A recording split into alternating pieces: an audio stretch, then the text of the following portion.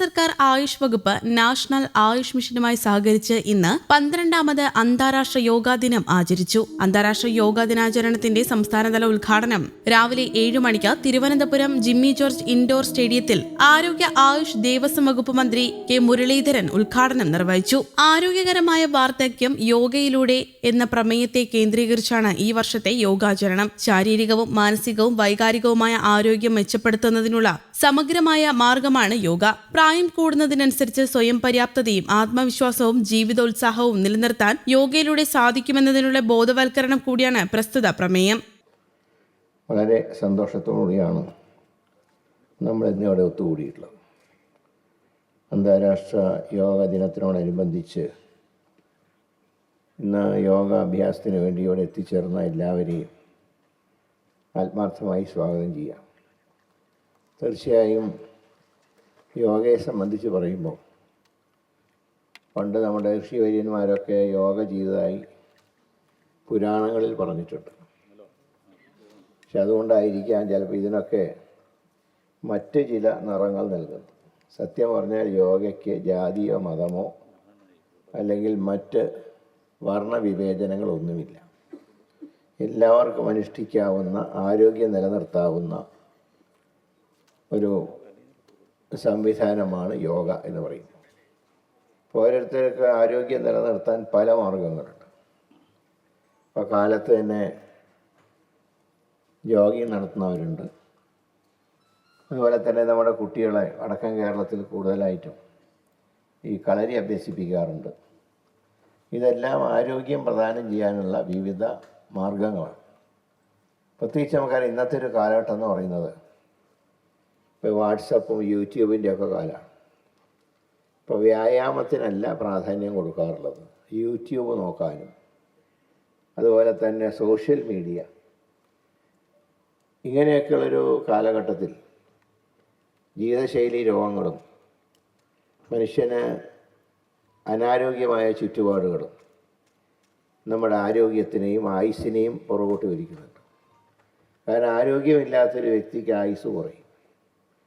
അപ്പോൾ തന്നെ നമുക്കറിയാം, പലപ്പോഴും നമ്മുടെ അടുത്ത പല സുഹൃത്തുക്കളും പെട്ടെന്ന് കുഴഞ്ഞു വീണ് മരിച്ചു എന്നൊക്കെയുള്ള വാർത്തകൾ നമ്മളെ പലപ്പോഴും അത്ഭുതപ്പെടുത്താറുണ്ട്. ഒരുപക്ഷെ കണ്ട് ഫോണിൽ സംസാരിച്ച് ഫോൺ വെച്ച് 10 മിനിറ്റ് കഴിയുമ്പോഴാണ് നമ്മളോട് സംസാരിച്ച വ്യക്തി കുഴഞ്ഞു വീണ് മരിച്ചു എന്നുള്ള വാർത്ത നമ്മളെ തന്നെ ഒരുപക്ഷെ അത്ഭുതപ്പെടുത്തും. ഇങ്ങനെയൊക്കെയൊരു സാഹചര്യത്തിൽ നിന്ന് മനുഷ്യൻ്റെ ആരോഗ്യം വീണ്ടെടുക്കുക. ഇപ്പോൾ തന്നെ നിങ്ങൾക്കറിയാം, ഈ പകർച്ചവ്യാധികൾ നമ്മുടെ സംസ്ഥാനത്ത് എന്താ അതിൻ്റെ കാരണം? ഒന്ന്, ആരോഗ്യം നോക്കുന്നതിൽ നമ്മുടെ വിമുഖത. 2, അന്തരീക്ഷ മലിനീകരണം. 3, വൃത്തിയില്ലാത്ത വെള്ളം കുടിക്കുക. ഇതൊക്കെ ഒരു പല കാരണങ്ങളൊന്നാണ്. ഞാൻ പറയുന്നത്, ഈ പകൽ സമയത്തെ ജോഗിങ് പോലും, മോർണിംഗ് വാക്ക് പോലും ക്യാൻസർ പോലുള്ള മഹാമാരികളെ ഒരു പരിധി വരെ തടഞ്ഞു നിർത്തുമെന്നാണ് വിദഗ്ധർ പറയുന്നത്. കാരണം നമ്മൾ കഴിക്കുന്ന ഭക്ഷണം, ഈ ക്യാൻസറിനെ കുറിച്ച് പറയുമ്പോൾ പലരും ചോദിക്കാറുണ്ട്, അധികം വളരെ സ്ട്രിക്റ്റ് വെജിറ്റേറിയനാണല്ലോ, നോൺ വെജ് ഒന്നും കഴിക്കാറില്ല, പിന്നെ എങ്ങനെ അദ്ദേഹത്തിന് വന്നു? വരാൻ കാരണം നമ്മൾ കഴിക്കുന്ന വെജിറ്റേറിയനും അങ്ങനെയാണ്. ഇതര സംസ്ഥാനത്ത് വരുന്ന ഭക്ഷണ പദാർത്ഥങ്ങളാണ് നമ്മൾ കഴിക്കുന്നത്. അതിൽ പലരും മരുന്നടിച്ചിട്ടാണ് വരുന്നത് കേടുവരാതിരിക്കാൻ. ഇങ്ങനെയൊക്കെയുള്ളൊരവസ്ഥയിൽ നമുക്ക് ഇന്ന ഭക്ഷണം മാത്രമേ കഴിക്കാൻ പറ്റൂ, വീട്ടിൽ നിന്ന് തന്നെയുള്ള ഭക്ഷണം കഴിക്കണം എന്ന് പറഞ്ഞാൽ ഞങ്ങളെപ്പോലുള്ള പൊതുപ്രവർത്തകർക്കോ ഈ വേദിയുള്ള ഉദ്യോഗസ്ഥന്മാർക്കോ സാധ്യമല്ല. അപ്പം അതിന് വ്യായാമത്തിലൂടെ അസുഖങ്ങളെ പ്രതിരോധിക്കുക, അതാണ് ഇതിൻ്റെ പ്രധാനപ്പെട്ട ഒരു കാര്യം എന്ന് പറയുന്നത്. അപ്പോൾ അവിടെ നമ്മളത് മറ്റുള്ളവരെ ഉപദേശിക്കുമ്പോൾ നമ്മളും അക്കാര്യത്തിൽ നമ്മുടെ പ്രവൃത്തിയും അവരോട് കാണിച്ചു കൊടുക്കണം മറ്റുള്ളവർക്ക്. അല്ലാതെ വെറുതെ പ്രസംഗം നടത്തിയാൽ പോരാ. അപ്പം എന്നോട് അധ്യക്ഷൻ ചോദിച്ചു, ഒന്ന് യോഗയിൽ പങ്കെടുക്കുന്നുണ്ടോ എന്ന് ചോദിച്ചു. ഞാൻ പറഞ്ഞു, എൻ്റെ കാലത്തെ വ്യായാമം എന്ന് പറയുന്നത് ജോഗിങ്ങാണ്. അത് അരമണിക്കൂർ കഴിഞ്ഞിട്ടാണ് ഞാനിവിടെ എത്തുന്നത്. ഞാൻ എല്ലാ ദിവസവും ജോഗിങ് ഇലക്ഷൻ കാലത്ത് പോലും മുടക്കാറില്ല. യാത്രാ സമയത്ത് അത് നോക്കി യാത്ര ക്രമീകരിക്കും. ഇപ്പം കാലത്ത് 5 മണിക്കെങ്കിലും നമ്മുടെ ഡെസ്റ്റിനേഷൻ ഏതാണോ അവിടെ എത്തുന്ന സമയത്ത് മാത്രം അതിൻ്റെ അനുസരിച്ചാണ് ഞാൻ ട്രെയിൻ യാത്ര വരെ ക്രമീകരിക്കാറുള്ളത്. നമ്മൾ വിചാരിച്ചാൽ നടക്കും. സാധാരണ എല്ലാവരും പറയുന്നൊരു വാചകമാണ്, പ്രത്യേകിച്ച് ഞങ്ങൾ രാഷ്ട്രീയക്കാരാണ് പറയാറ്, ഒന്നിനും നേരം കിട്ടുന്നില്ല. പക്ഷെ കഴിക്കാൻ നേരം കിട്ടാറുണ്ട്, മറ്റ് കാര്യങ്ങൾക്ക് നേരം കിട്ടാറുണ്ട്. എന്തുകൊണ്ട് വ്യായാമത്തിന് നേരം കിട്ടുന്നില്ല? സമയം നമ്മൾ ഉണ്ടാക്കണം. എങ്കിൽ മാത്രമേ, ഇപ്പോൾ കഴിഞ്ഞ തിരഞ്ഞെടുപ്പ് കാലം എന്നൊക്കെ പറഞ്ഞാൽ എല്ലാവർക്കും അറിയാം, ഏറ്റവും കടുത്ത ചൂടുള്ള ഒരു സന്ദർഭമായിരുന്നു. അതായത് മഴയുടെ ഒരു അംശം പോലും ഉണ്ടായിരുന്നില്ല.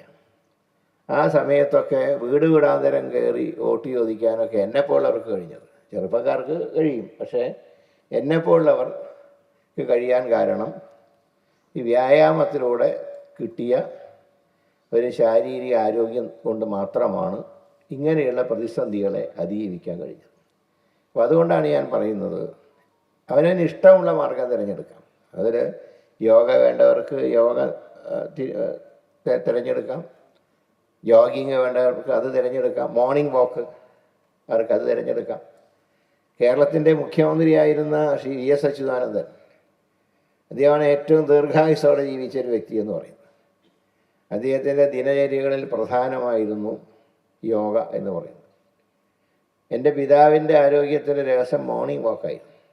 എൻ്റെയൊക്കെ കുട്ടിക്കാലത്ത് ഓർമ്മയുണ്ട്, തൃശ്ശൂർ ഞങ്ങളുടെ വീട്ടിൽ നിന്നും വന്ന് പുഴയ്ക്കൽ പാലം വരെ ചുറ്റും നെൽപ്പാടങ്ങളായിരുന്നു. അദ്ദേഹത്തിൻ്റെ മോർണിംഗ് വാക്ക് 5 മണിക്ക് എഴുന്നേറ്റ് പുഴയ്ക്കൽ പാലം വരെ നടന്ന് അദ്ദേഹം തിരിച്ചു വരാറുണ്ട്. സത്യത്തിൽ ആ ആക്സിഡൻറ്റ് പറ്റിയില്ലായിരുന്നെങ്കിൽ അദ്ദേഹത്തിൻ്റെ ആയുസ് 100 വയസ്സ് കഴിഞ്ഞാൽ.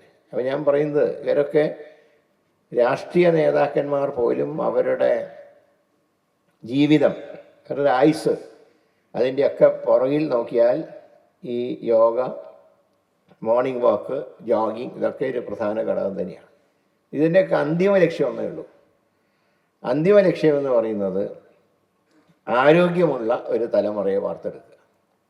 നമ്മുടെ കുഞ്ഞുങ്ങളെയും, ഇപ്പോൾ പണ്ട് കാലത്തൊക്കെ ആണെങ്കിൽ നമ്മുടെ കുട്ടികൾ ക്ലാസ് കഴിഞ്ഞ് വന്നാൽ വീട്ടമ്മമാർ ചായ കുടിക്കാൻ വിളിച്ചാൽ പോലും കഴിക്കാൻ നേരമില്ല, ഉടനെ അടുത്ത വീട്ടിലേക്ക് ഓടും കുട്ടികളുമായിട്ട് കളിക്കാൻ. ഇന്നതുണ്ടോ? ഇന്ന് വന്നു കഴിഞ്ഞാൽ ഉടനെ യൂട്യൂബ് നോക്കും, അല്ലെങ്കിൽ TV കണ്ടുകൊണ്ടിരിക്കും, കാർട്ടൂൺ കാണും. ഇപ്പോൾ ജനിച്ച കുട്ടികൾ തന്നെ പിന്നെ ആദ്യം കാണുന്ന കാർട്ടൂണാണ്.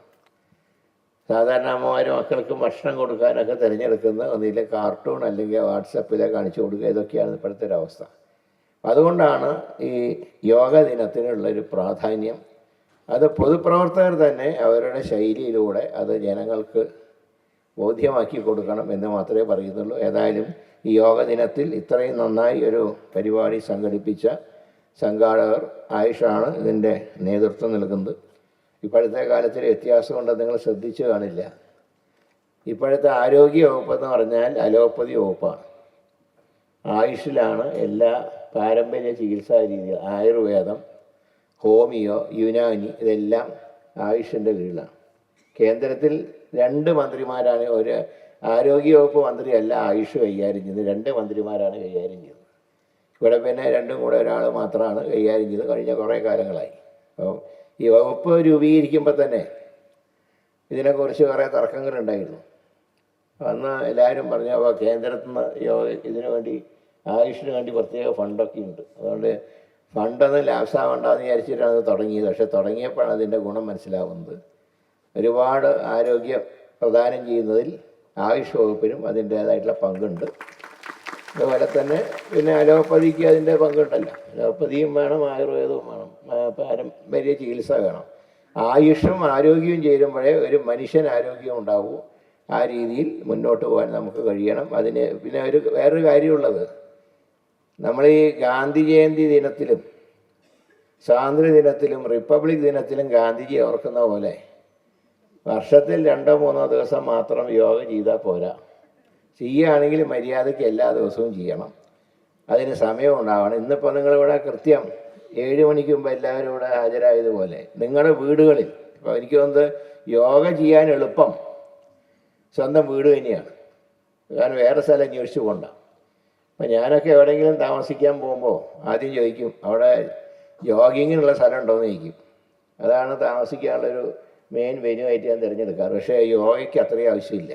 നിങ്ങൾ ഏതൊരു കൊച്ചു മുറിയിലാണെങ്കിൽ ആ കൊച്ചു മുറിയിലും നിങ്ങൾക്ക് യോഗ ചെയ്യാൻ സാഹചര്യമുണ്ട്.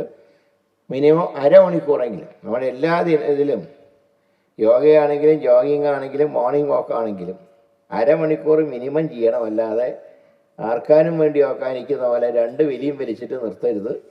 അരമണിക്കൂറെങ്കിലും മിനിമം എല്ലാ ദിവസവും ചെയ്യുക. എന്ന് മാത്രം സൂചിപ്പിച്ചുകൊണ്ട് ഈ വർഷത്തെ യോഗാ ദിന ആഘോഷ പരിപാടികൾ നിങ്ങൾ എല്ലാവരും അനുവാദത്തോടുകൂടെ ഉദ്ഘാടനം ചെയ്തതായി സസന്തോഷം അറിയിക്കുന്നു. എല്ലാവർക്കും എൻ്റെ വിനീതമായിട്ട് നമസ്കാരം. News desk Kerala Kaumudi.